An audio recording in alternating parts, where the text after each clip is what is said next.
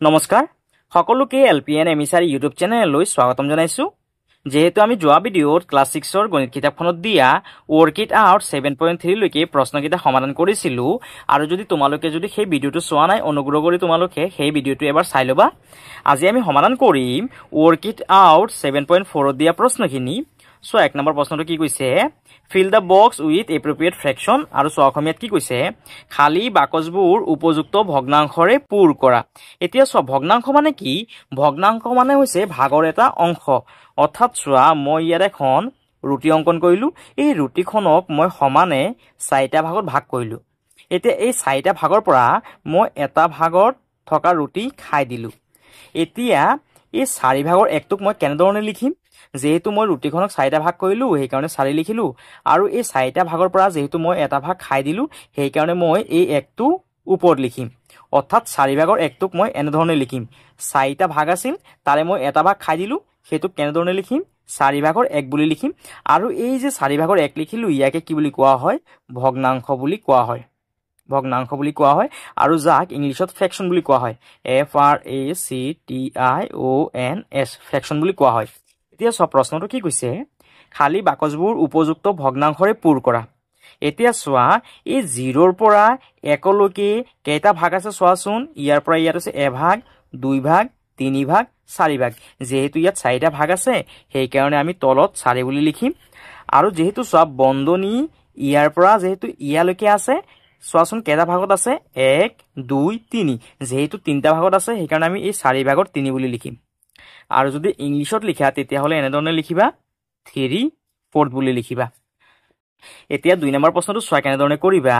ইয়াত সোৱা 0 দিয়া আছে আৰু ইয়াত 1 লিখা আছে এই 0 ৰ পৰা 1 লৈকে সোৱাচোন কেইটা ভাগ আছে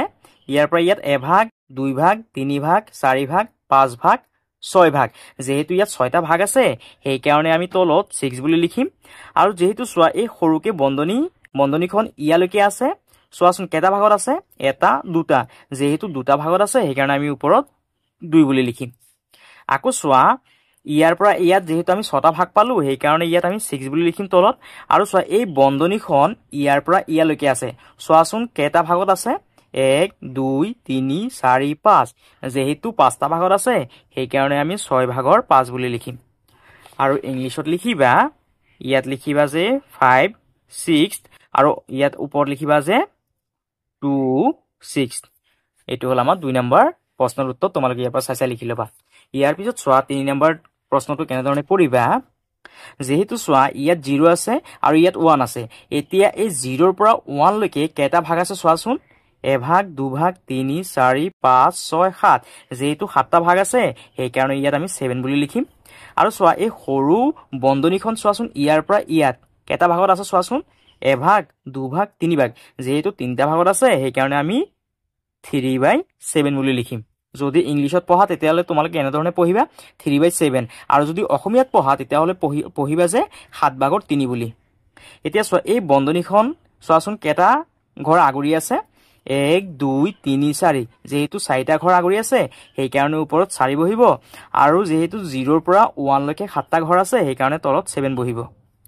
এতিয়া সোৱা এই ডাঙৰকে থকা বন্ধনীখনে কেইটা ঘৰ আগুৰি আছে সোৱাচোন যেহেতু সোৱা 0 ৰ পৰা আমি 1 লৈকে 7টা ঘৰ পাইছিলো এই কাৰণে আমি তলত 7 বুলি লিখিম আকৌ এই ইয়াৰ পৰা ইয়ালৈকে সোৱাচোন কেইটা ঘৰ আগুৰি আছে বন্ধনীখনে 1 2 3 4 5 6 7 8 9 10 11 12 যেহেতু 12খন ঘৰ আগুৰি আছে সেই কাৰণে ওপৰত তোমালোকে 12 বুলি লিখিবা আৰু যদি ইংলিশত লিখা তেতিয়াহলে ইয়াত লিখিবা 3 7 আৰু ইয়াত লিখিবা 4th 7 আৰু এই ঘৰটোত লিখিবা 12th 7 এটো হল আমাৰ 3 নম্বৰ প্ৰশ্নৰ উত্তৰ তোমালোকে ইয়াৰ পৰা চাই ধুনীয়াকৈ লিখি লবা ইয়াৰ পাছত সোৱা 4 নম্বৰ প্ৰশ্নটো কি কৈছে suppose a unit on a number line is divided into 9 equal parts figure out the different possible fraction and mark them it on your notebook আৰু অসমীয়াত কি কৈছে ধৰা হোক এডাল সংখ্যা ৰেখাত এক এককক 9টা সমান ভাগত ভাগ কৰা হল ইয়াৰ পৰা যথা সম্ভৱ বিভিন্ন ভগ্নাংশ বিচাৰি উলিওৱা আৰু সেইবোৰক দাগ দিয়া অৰ্থাৎ সোৱা কেনেধৰণে কৰিবা নাম্বাৰ 4 ৰ সলিউশন প্ৰথমে আমি স্কেল পাত আৰু পেন্সিলডালৰ সহায়ত প্ৰথমে এডাল সংখ্যা ৰেখা অঙ্কন কৰি ল'ব লাগিব আমি এনেধৰণে তোমালোকে প্ৰথমে এডাল সংখ্যা ৰেখা অংকন কৰি ল'বা আৰু এতিয়া চোৱা এই যে স্কেল পাতত যে আমি ইয়াত 1 সেণ্টিমিটাৰ 1 সেণ্টিমিটাৰ 1 সেণ্টিমিটাৰ যোগটো দেখিবলৈ পাইছোঁ এই 1 সেণ্টিমিটাৰক আমি এক একক হিচাপে ধৰি ল'ব লাগিব এক একক হিচাপে ধৰি পেলাই আমি মানখিনি সংখ্যা ৰেখাত বহাব লাগিব ইয়াত হ'ব 1 2 3 4 5 6 7 8 9 10 11 12 13 14 এইখন হৈ গ'ল আমাৰ সংখ্যা ৰেখাখন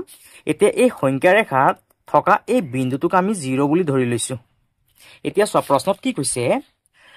যে এডাল সংখ্যা ৰেখাত এক এককক 9টা সমান ভাগত ভাগ কৰা হ'ল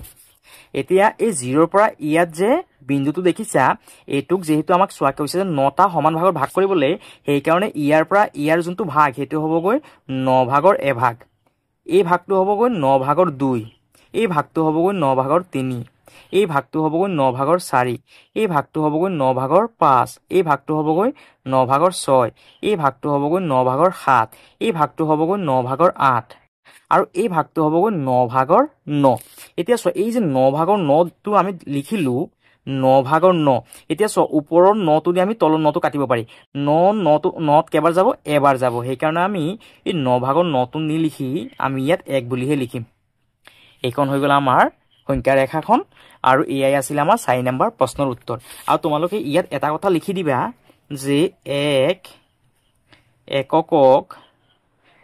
এককক 9টা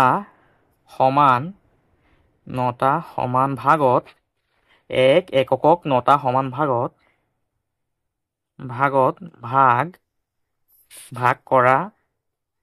ভাগ কৰা হৈছে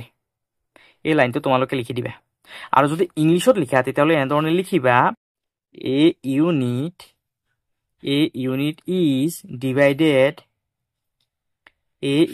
is divided into 9 equal parts এই লাইনটো তোমালোকে লিখি দিবা যদি অসমীয়াত লিখে তেতিয়াহ'লে ইংলিছত নালাগে আৰু যদি ইংলিছত লিখা তেতিয়াহ'লে অসমীয়াত নালাগে এইটো হ'ল আমাৰ 4 নম্বৰ প্ৰশ্নৰ উত্তৰ তোমালোকে ইয়াৰ পৰা চাইছে ধুনীয়াকৈ লিখি ল'বা ইয়াৰ পিছত চোৱা কি কৈছে যে প্ৰপাৰ এণ্ড ইম্প্ৰপাৰ ফ্ৰেকশ্যন আৰু চোৱা অসমীয়াত কৈছে প্ৰকৃত আৰু অপ্ৰকৃত ভগ্নাংশ এতিয়া চোৱা প্ৰকৃত বা অপ্ৰকৃত ভগ্নাংশ মানে কি চোৱা আমাৰ ইয়াত দিয়া আছে ধুনীয়াকৈ কৈছে যে লবটো হৰতকৈ সৰু তেনেকুৱা ভগ্নাংশক প্ৰকৃত ভগ্নাংশ বোলে আৰু কৈছে যে ভগ্নাংশত হৰটো লবতকৈ সৰু তেনেকুৱা ভগ্নাংশক অপ্ৰকৃত ভগ্নাংশ বোলে অৰ্থাৎ চোৱা ইয়াত কেইটামান ভগ্নাংশ দিয়া আছে এই ভগ্নাংশকেইটাৰ পৰা আমি লবটো হৰতকৈ সৰুকেইটা ইয়াত বহাব লাগে আৰু যেতিয়া হৰটো লবতকৈ সৰু হ'ব সেই ভগ্নাংশকেইটা আমি ইয়াত বহাব লাগে এতিয়া চোৱা কেনেধৰণে কৰিম ইয়াত মই এটা ভগ্নাংশ লিখি দিছোঁ 9 ভাগৰ 7 9 ভাগৰ 7 এতিয়া ওপৰত যে 7 সংখ্যাটো দেখিছা এইটোক কোৱা হ'ব লব ওপৰৰ সংখ্যাটোক কোৱা হয় লব আৰু তলৰ সংখ্যাটোক কোৱা হয় হৰ আৰু এই লবটোক ইংলিছত কোৱা হয় নিউমেৰেটৰ বুলি কোৱা হয় নিউমিৰেটৰ আৰু হৰক কোৱা হয় ডিনোমিৰেটৰ বুলি কোৱা হয় অৰ্থাৎ ওপৰৰ সংখ্যাটো কোৱা হয় লব আৰু তলৰ সংখ্যাটো কোৱা হয় হৰ এতিয়া প্ৰকৃত ভগ্নাংশ মানে কি প্ৰকৃত ভগ্নাংশ মানে হৈছে লবটো হৰতকৈ সৰু অৰ্থাৎ লবটো যেতিয়া হৰতকৈ সৰু হ'ব তেতিয়া তাক আমি প্ৰকৃত ভগ্নাংশ বুলি ক'ম এতিয়া চোৱা ইয়াত আমি 8 ভাগৰ 3 দেখিবলৈ পাইছোঁ ইয়াত চোৱা লব হৰতকৈ সৰু হৈ আছে তাৰ মানে এই যোনটো ভগ্নাংশ আছে এইটো হ'ব প্ৰকৃত ভগ্নাংশ সেইবাবে আমি ইয়াত লিখিম 8 ভাগৰ 3 তাৰপিছত চোৱা কিমান আছে 3 ভাগৰ 5 যেহেতু চোৱা লবটো হৰতকৈ ডাঙৰ তাৰ মানে এই যোনটো ভগ্নাংশ আছে এইটো হ'ব অপ্ৰকৃত ভগ্নাংশ সেইবাবে ইয়াত লিখিবা 3 ভাগৰ 5 তাৰপিছত চোৱা ইয়াত আমি দেখিবলৈ পাইছোঁ যে লবটো সৰু হৰতকৈ লবটো যেহেতু সৰু তাৰ মানে এই ভগ্নাংশটো হ'ব প্ৰকৃত ভগ্নাংশ সেইবাবে ইয়াত লিখিবা 9 ভাগৰ 7 তাৰপিছত আমি দেখিবলৈ পাইছোঁ যে 5 ভাগৰ 11 যেহেতু লবটো ডাঙৰ সেইকাৰণে এইটো হ'বগৈ অপ্ৰকৃত ভগ্নাংশ সেইবাবে তোমালোকে ইয়াত লিখিবা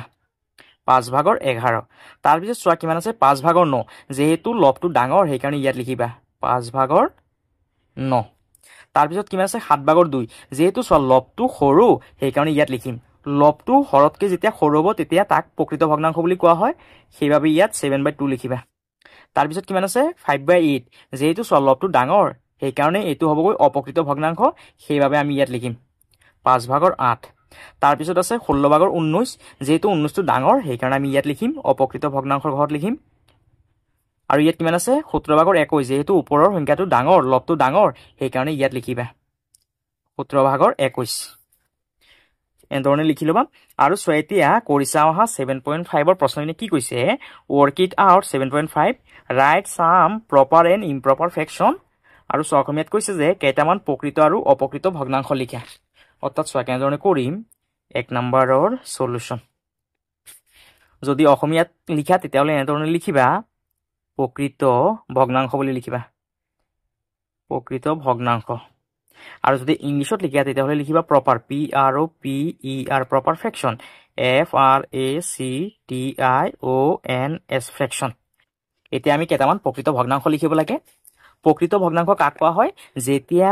লবটো সৰু হ'ব হৰতকৈ যেনে ইয়াত যদি 2 হয় ইয়াত আমি 5 লিখিম তাৰপিছত ইয়াত যদি আমি 1 লিখো তেতিয়াহ'লে তলত 3 লিখিম ইয়াৰ ওপৰত যদি আমি 5 লিখো তেতিয়াহ'লে তলত আমি 10 লিখিম অৰ্থাৎ হৰকিটা কি হ'ব লাগিব ডাঙৰ হ'ব লাগিব লবতকৈ ইয়াত যদি আমি 6 লিখো ইয়াত 10 লিখিব পাৰি ইয়াত যদি আমি 21 লিখো তেতিয়াহ'লে ইয়াত আমি 25 লিখিব পাৰি অৰ্থাৎ তলৰ হৰটো আমি ওপৰৰ লবতকৈ ডাঙৰ লিখিম ইয়াত যদি আমি 50 লিখো তেতিয়াহ'লে ইয়াত আমি 26 লিখিব পাৰি ইয়াত যদি আমি 100 লিখো তেতিয়াহ'লে ইয়াত আমি 61 লিখিব পাৰি ইয়াত যদি আমি 102 লিখো ইয়াত আমি 67 লিখিব পাৰি ইয়াত যদি আমি 90 লিখো ইয়াত আমি 8 বুলি লিখিব পাৰি ইয়াত যদি আমি 79 লিখো ইয়াত আমি 8 লিখিব পাৰি অৰ্থাৎ তলৰ হৰকিটা যেতিয়া ডাঙৰ হ'ব লবতকৈ তেতিয়া তাক আমি প্ৰকৃত ভগ্নাংশ বুলি কম তেতিয়া তোমালোকে ইয়াৰ পৰা চাই এই প্ৰকৃত ভগ্নাংশখিনি লিখি ল'বা আৰু এতিয়া আমি অপকৃত ভগ্নাংশখিনি লিখিম অপকৃত ভগ্নাংশ আৰু ইংলিশত লিখিবা ইম্প্ৰপাৰ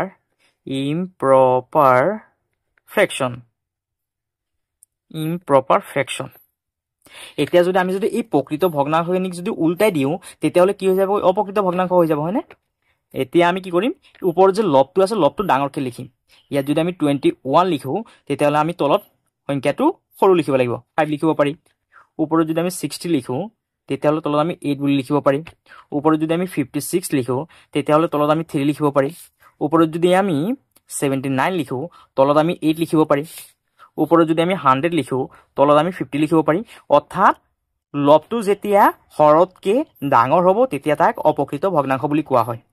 ইয়াত আমি 1000 লিখিব পাৰি 1000 লিখিলে আমি তলত লিখিব পাৰি তলত আমি 82 বুলি লিখিব পাৰি ইয়াত আমি 300 লিখিব পাৰি তেতিয়াহ'লে তলত আমি 10 লিখিব পাৰি ওপৰত আমি 26 লিখিব পাৰি তলত আমি 12 লিখিব পাৰি এইখিনি হৈ গ'ল আমাৰ অপকৃত ভগ্নাংশ তোমালোকে ইয়াৰ পৰা চাই ধুনীয়াকৈ লিখি ল'বা আৰু এয়াই আছিলে আমাৰ অনুশীলনী 7.5ৰ উত্তৰখিনি ইয়াৰ পাছত চোৱা work it out 7.6ৰ প্ৰশ্নখিনি কি দিয়া আছে 1 নম্বৰ প্ৰশ্ন find out the number of whole units in the improper fraction আৰু চোৱা অসমীয়াত কি কৈছে তলত দিয়া অপকৃত ভগ্নাংশকেইটাৰ পৰা পূৰ্ণ একক কেইটা বাছি উলিওৱা অৰ্থাৎ চোৱা কেনেধৰণে কৰিম 1 নম্বৰৰ সলিউশন প্ৰথমে প্ৰশ্নটো লিখে কিমান আছে 3/10 এতিয়া আমি ইয়াত লিখিম 3/10ৰ পূৰ্ণ একক কেইটা বা পূৰ্ণ একক হৈছে পূৰ্ণ একক এতিয়া পূৰ্ণ এককটো আমি কেনেধৰণে উলিয়াম এই যে 3 দেখিছা 3 দি 10টো হৰণ কৰি দিয়া 3 দি 10টো হৰণ কৰা 3 10ত কেইবাৰ যাব 3 1 গুণ 3 3 2 গুণ 6 3 3 গুণ 9 3 4 গুণ 12 যেহেতু 12 হলে বেছি হৈ যায় সেইকাৰণে 4 বাৰ নাযায় 3 বাৰ যাব 3 3 গুণ 9 10ৰ পৰা 9 গলে কিমান থাকে 1 এই যে আমি যে 3 পালো এই 3টো হ'ব 3/10ৰ পূৰ্ণ একক সেইকাৰণে ইয়াত লিখি দিয়া 3 3/10ৰ পূৰ্ণ একক হৈছে 3 ইয়াৰ পিছত লিখিবা বি নম্বৰৰ সলিউশন বি নম্বৰ প্ৰশ্নটো কিমান আছে 4/13 ইয়াত লিখা 4/13 ইয়াত লিখিবা যে 4/13ৰ পূৰ্ণ একক হৈছে এতিয়া এই 4 দি 13টো হৰণ কৰি চোৱাচোন কিমান বাৰ যায় 4 দি 13 হৰণ কৰি চোৱা কিমান বাৰ যায় 4 নিউতাটো পঢ়া 4 × 4 4 × 8 4 3 × 12 4 4 × 16 4 বাৰ দিলে যেহেতু বেছি হৈ যায় 16 হৈ যায় বেছি হৈ যাব সেই কাৰণে 4 বাৰ না যায় 3 বাৰ যাব 4 3 × 12 এতিয়া 3 ৰ পৰা 2 টো গলে কিমান থাকিব 1 অৰ্থাৎ চোৱা কিমান পালো আমি আনসাৰটো 3 পালো সেই কাৰণে ইয়াত লিখিবা 4 ভাগৰ 13 ৰ পূৰ্ণ একক হৈছে 3 ইয়াৰ পিছত সি নম্বৰৰ সলিউশন সব ভগ্নাংশটো কিমান দিয়া আছে 5 ভাগৰ 17 ইয়াত লিখা 5 ভাগৰ 17 ৰ পূৰ্ণ একক হৈছে এতিয়া আমি এই 5 দি 17 কি কৰিব লাগিব হৰণ কৰিব লাগিব 5 দি 17 টো হৰণ কৰি চোৱাচোন কিমান বাৰ যায় 5 × 5 5 × 10 5 3 × 15 অৰ্থাৎ কিমান বাৰ যাব 3 বাৰ 5 3 × 15 7 ৰ পৰা 5 গলে কিমান 2 টো থাকি যাব অৰ্থাৎ চোৱা ইয়াৰ পূৰ্ণ এককটো কিমান পালো 3 পালো সেই কাৰণে ইয়াত লিখিবা 3 ইয়াৰ পিছত ডি নম্বৰৰ সলিউশন চোৱা ভগ্নাংশটো কিমান আছে 7 ভাগৰ 12 ইয়াত লিখা 7 ভাগৰ 12 ৰ পূৰ্ণ একক হৈছে এতিয়া এই 7 দি 12 টো হৰণ কৰি চোৱাচোন কিমান বাৰ যায় 7 দি 12 হৰণ কৰি চোৱাচোন 7 ৰ নিউতাটো পঢ়া 7 × 7 7 × 14 14 হলে যেহেতু বেছি হৈ যায় তাৰ মানে এবাৰ যাব 7 × 7 12 পৰা 7 টো বিয়োগ কৰিলে কিমান থাকিব 5 থাকিব অৰ্থাৎ চোৱা পূৰ্ণ এককটো কিমান পালো 1 পালো সেই কাৰণে ইয়াত লিখিবা 7 ভাগৰ 12 ৰ পূৰ্ণ একক হৈছে 1 ই নম্বৰৰ সলিউশন চোৱা ভগ্নাংশটো কিমান আছে 11 ভাগৰ 14 ইয়াত লিখিবা 11 ভাগৰ 14 ৰ পূৰ্ণ একক হৈছে এতিয়া এই 11 দি 14 টো হৰণ কৰি চোৱাচোন কিমান বাৰ যায় 11 দি 14 হৰণ কৰি চোৱাচোন 11 × 11 11 2 × 22 যেহেতু দুবাৰ দিলে বেছি হৈ যায় দুবাৰ না যায় তাৰমানে এবাৰ যাব 11 × 11 এতিয়া 4 পৰা 1 বিয়োগ কৰা কিমান থাকিব 3 থাকিব অৰ্থাৎ চোৱা কিমান পালো আমি পূৰ্ণ এককটো 1 পালো সেই কাৰণে ইয়াত লিখা 1 এটো হৈ গল আমাৰ 1 নম্বৰৰ উত্তৰ কিটা অসমীয়া তোমালোকে ইয়াৰ পৰা চাই ধুনীয়াকৈ লিখি লবা আৰু যদি ইংলিছত লিখা তেতিয়াহলে এনেধৰণে লিখিবা 1 নম্বৰৰ এৰ সলিউশন চোৱা ভগ্নাংশটো কিমান আছে 10 3 ইয়াত লিখা 10 3 ইয়াত কৈছে যে হোল ইউনিটস ইয়াত লিখিবা whole WHOL whole units is কিমান পাইছিলো আমি 3 পাইছিলো ইয়াত লিখি দিবা 3 তাৰ পিছত বি নম্বৰৰ সলিউশন বি নম্বৰ ভগ্নাংশটো কিমান আছে 13 4 ইয়াত লিখিবা যে হোল ইউনিটস ইজ কিমান পাইছিলো চোৱা 3 পাইছিলো ইয়াত লিখিবা 3 সি নম্বৰৰ সলিউশন ভগ্নাংশটো কিমান আছে চোৱা 17 5 ইয়াত লিখিবা হোল ইউনিটস ইজ কিমান পাইছিলো চোৱা সি নম্বৰৰ 3 পাইছিলো ইয়াত লিখিবা 3 ডি নম্বৰৰ সলিউশন ডি নম্বৰ চোৱা কিমান আছে 12 7 ইয়াত লিখিবা 12 7 ইয়াত লিখিবা হোল ইউনিটস ইজ কিমান পাইছিলো চোৱা ডি নম্বৰটো 1 পাইছিলো হয় নে সেই কাৰণে ইয়াত লিখিবা 1 ই নম্বৰৰ সলিউশন ভগ্নাংশটো চোৱা কিমান আছে 14 11 আছে ইয়াত লিখা 14 11 হোল ইউনিটস ইজ কিমান পাইছিলো চোৱা 11 ভাগৰ 14 ৰ পূৰ্ণ একক হৈছে 1 এই কাৰণে ইয়াত লিখি দিয়া 1 এটো হৈ গল আমাৰ 1 নম্বৰৰ উত্তৰ ইয়াৰ পৰা চাইছে তোমালোকে লিখি লবা যদি অসমীয়াত লিখা তেতিয়া হলে ইংলিশত নালাগে আৰু যদি ইংলিশত লিখা তেতিয়া হলে অসমীয়াত নালাগে এটো হল আমাৰ 7.6 ৰ 1 নম্বৰৰ উত্তৰ ইয়াৰ পাছত 2 নম্বৰ প্ৰশ্নটো চোৱা কি কৈছে write the following fraction as mixed fraction আৰু চোৱা অসমীয়াত কি কৈছে তলৰ ভগ্নাংশবোৰক মিশ্ৰ ভগ্নাংশ ৰূপে প্ৰকাশ কৰা অৰ্থাৎ চোৱা কেনেধৰণে কৰিবা নাম্বাৰ 2 এ নম্বৰৰ সলিউশন প্ৰথমে চোৱা ভগ্নাংশটো কিমান আছে 5 ভাগৰ 11 ইয়াত লিখা 5 ভাগৰ 11 ইয়াত লিখা সমান সমান এতিয়া আমি এই 5 সংখ্যাটো দি 11 সংখ্যাটোক আমি হৰণ কৰিম 5 সংখ্যাটো দি প্লাই 11 সংখ্যাটো হৰণ কৰি চোৱাচোন কিমান বাৰ যায় 5 11 কেবাৰ যাব 5 × 5 5 2 × 10 ইয়াত লিখিম 2 5 2 কিমান পাইছো 10 পাইছো ইয়াত 10 লিখা এতিয়া 11 পৰা 10 টো বিয়োগ কৰিলে কিমান থাকিব 1 থাকিব এতিয়া এইটোক আমি কেনে ধৰণে লিখিম চোৱা আমি উত্তৰটো কিমান পাইছো 2 পাইছো সেই কাৰণে ইয়াত 2 বুলি লিখিবা আৰু এই যে তলত যে 1 পাইছিলোঁ এই 1টো ওপৰত লিখিবা আৰু এই চাইডত থকা 5টো তলত লিখিবা এইটো হ'ল আমাৰ মিশ্ৰ ভগ্নাংশ এতিয়া চোৱা আমি এই 5ৰ লগত 2টো পূৰণ কৰিম 5 দুগুণ 10 আৰু এই 1টো যোগ কৰিম 5 দুগুণ 10 আৰু 1 কিমান 11 11 আৰু তলত 5 থাকিব লাগে ইয়াত 5 আছে হয়নে ইয়াৰ পিছত চোৱা বি নম্বৰৰ সলিউশন বি নম্বৰৰ ভগ্নাংশটো কিমান আছে 7 ভাগৰ 19 7 ভাগৰ 19 এতিয়া আমি এই 7 সংখ্যাটো দি 19 সংখ্যাটো হৰণ কৰিব লাগিব 7 দি প্লাই 19 টো হৰণ কৰি চোৱাচোন 7 ৰ নিয়মটো পঢ়াচোন 7 1 গুণ 7 7 2 গুণ 14 7 3 গুণ 21 যেহেতু আমাৰ 3 বাৰ দিলে বেছি হৈ যায় সেই কাৰণে 3 বাৰ না যায় 2 বাৰ যাব 7 2 গুণ কিমান 14 এতিয়া বিয়োগ কৰা 9 ৰ পৰা 4 টো বিয়োগ কৰিলে কিমান হ'বগৈ 5 হ'বগৈ অৰ্থাৎ চোৱা উত্তৰটো কিমান পালো যেহেতু আমি 2 পালো সেই কাৰণে ইয়াত 2 লিখা আৰু চোৱা ইয়াত ভাগ হে কিমান আছে 5 আছে এই তলৰ 5 টো ওপৰলৈ যাব আৰু এই সাইডত থকা 7 টো তলত আহিব এটো হল আমাৰ বি নম্বৰৰ মিশ্ৰ ভগ্নাংশ ইয়াৰ পিছত সি নম্বৰটো লিখিবা সি নম্বৰৰ সলিউশন সব ভগ্নাংশটো কিমান আছে 11 ভাগৰ 46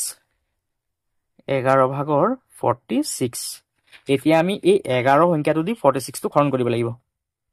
11 দি 46 টো হৰণ কৰি চোৱাচোন কিমান বাৰ যায় 11 নিয়মটো পঢ়া 11 গুণ 11 11 দুগুণ 22 11 3 গুণ 33 11 4 গুণ 44 অৰ্থাৎ 4 বাৰ যাব 11 4 গুণ কিমান হ'বগৈ 44 এতিয়া বিয়োগ কৰা 6 ৰ পৰা 4 গলে 2 4 ৰ পৰা 4 গলে 0 এটো লিখা দৰকাৰ নাই অৰ্থাৎ চোৱা আমি এনসাৰটো কিমান পালো 4 পালো সেই কাৰণে ইয়াত 4 লিখিবা আৰু এই তলত যে দুটো আছে এই তলৰ দুটো আমি ওপৰত লিখিম আৰু এই সাইডত থকা 11 টো আমি তলত লিখিম এটো হৈ গল আমাৰ সি নম্বৰৰ মিশ্ৰ ভগ্নাংশ ইয়াৰ পিছত ডি নম্বৰৰ সলিউশন ডি নম্বৰ ভগ্নাংশটো চোৱা কিমান আছে 13 ভাগৰ 14 13 ভাগৰ 14 এতিয়া আমি এই 13 সংখ্যাটো দি 14 সংখ্যাটো হৰণ কৰিব লাগিব 13 সংখ্যাটো দি 14 সংখ্যাটো হৰণ কৰি চোৱাচোন 13 14 কেবাৰ যাব এবাৰ 13 1 গুণ 13 এতিয়া 4 পৰা 3 টো গলে কিমান হ'ব 1 হ'বগৈ অৰ্থাৎ এনসাৰটো কিমান পালো 1 পালো সেই কাৰণে ইয়াত লিখিবা 1 আৰু তলত যে 1 পাইছো এই তলৰ 1 টো আমি ওপৰত লিখিম আৰু এই সাইডত 13 টো আমি তলত লিখিম এইটো হৈ গল আমাৰ 2 নম্বৰ প্ৰশ্নৰ উত্তৰ যেহেতু চোৱা ইংলিশতো লিখিলে এনসাৰটো এইটো ওলাব সেই কাৰণে মই আৰু এক্সট্ৰাকে ইংলিশত কৰি দিয়া নাই তোমালোকে ইয়াৰ পৰা চাইছে ধুনিয়াকে 2 নম্বৰৰ উত্তৰটো লিখি লবা ইয়াৰ পাছত work it out 7.7 ৰ প্ৰশ্নখিনি চোৱা কি দিয়া আছে convert the following mixed fraction into improper fraction আৰু চোৱা অসমীয়াত কি কৈছে তলৰ মিশ্ৰ ভগ্নাংশবোৰক অপকৃত ভগ্নাংশলৈ ৰূপান্তৰ কৰা অৰ্থাৎ চোৱা কেনেধৰণে কৰিম 1 নম্বৰৰ সলিউশন প্ৰথমে মিশ্ৰ ভগ্নাংশটো লিখি লোৱা কিমান আছে 7 6/5 এতিয়া আমি এই মিশ্ৰ ভগ্নাংশটোক অপকৃত ভগ্নাংশলৈ পৰিৱৰ্তন কৰিম একেবাৰে উজু চাই লোৱা তোমালোকে ভালকে এই যে তলত যে 6 আছে 6 ৰ 6 টো লিখি লোৱা যেতিয়া এনেকুৱা ধৰণৰ মিশ্ৰ ভগ্নাংশ দেখিবা তেতিয়া আমি এই তলৰ সংখ্যাটোৰ লগত এই চাইডৰ সংখ্যাটো পূৰণ কৰিম 6 7 গুণ 42 আৰু এই যে ওপৰৰ যে সংখ্যাটো দেখিছা এইটো যোগ কৰিম 6 7 গুণ 42 42 ৰ লগত 5 টো যোগ কৰি দিয়া কিমান হ'বগৈ 47 আৰু এইটো হ'ল আমাৰ এটা অপকৃত ভগ্নাংশ এইটো হৈ গল আমাৰ এনসাৰটো ইয়াৰ পিছত চোৱা কিমান আছে মিশ্ৰ ভগ্নাংশটো 4 5/2 4 5/2 সমান সমান দিয়া এতিয়া তলত যেহেতু 5 আছে সেই কাৰণে ইয়াত 5 লিখি দিয়া তলত 5 লিখি দিয়া আৰু আমি কি কৰিম এই 4 লগত 5 টো পূৰণ কৰিম 4 5 গুণ 20 20 ৰ লগত এই দুইটো যোগ কৰি দিয়া 20 আৰু 2 কিমান হ'বগৈ 22 এইটো হৈ গল আমাৰ এনসাৰটো দেখিছানে কিমান উজু তাৰ পিছত চোৱা কিমান আছে 7 4/1 7 4/1 সমান সমান দিয়া এতিয়া যেহেতু চোৱা তলত 4 আছে সেই কাৰণে ইয়াত 4 লিখিবা এতিয়া এই 7 ৰ লগত 4 টো পূৰণ কৰা 7 4 গুণ 28 28 ৰ লগত এই ওপৰৰ সংখ্যাটো যোগ কৰি দিয়া 28 কে কিমান হ'বগৈ 29 এইটো হৈ গল আমাৰ এনসাৰটো কিমান উজু হয়নে তাৰ পিছত চোৱা কিমান আছে 8 10/3 8 10/3 এতিয়া চোৱা কেনেধৰণে কৰিম যেহেতু তলত 10 আছে সেই কাৰণে ইয়াত 10 লিখি দিয়া এতিয়া এই 8 ৰ লগত 10 টো পূৰণ কৰা 8 10 গুণ 80 80 ৰ লগত 3 টো যোগ কৰি দিয়া কিমান হৈ গল 83 এইটো হৈ গল আমাৰ অপকৃত ভগ্নাংশ তাৰ পিছত চোৱা কিমান আছে 6 7/5 6 7/5 এতিয়া চোৱা কেনেধৰণে কৰিম যেহেতু তলত 7 আছে ইয়াত 7 টো লিখি দিয়া এতিয়া এই 6 ৰ লগত 7 টো পূৰণ কৰা 6 7 গুণ 42 42 ৰ লগত 5 টো যোগ কৰি দিয়া 42 আৰু 5 কিমান হ'বগৈ 47 47 এইটো হৈ গল আমাৰ অপকৃত ভগ্নাংশখিনি অৰ্থাৎ অনুশীলনী 7.7 ৰ উত্তৰখিনি যেহেতু চোৱা ইংলিশত লিখিলেও উত্তৰটো একে ওলাবগৈ সেই কাৰণে মই আৰু এক্সট্ৰাকে ইংলিশত কৰি দিয়া নাই তোমালোকে ইয়াৰ পৰা চাইছে ধুনিয়াকে উত্তৰখিনি লিখি লবা আৰু যদি তোমালোকৰ যদি ভিডিওটো যদি ভাল লাগিছে তেতিয়াহলে তোমালোকে চেনেলটো সাবস্ক্ৰাইব কৰিবা ভিডিওটো শেয়াৰ কৰিবা আৰু কমেন্ট কৰিবলৈ নাপাহৰিবা সকলোকে ধন্যবাদ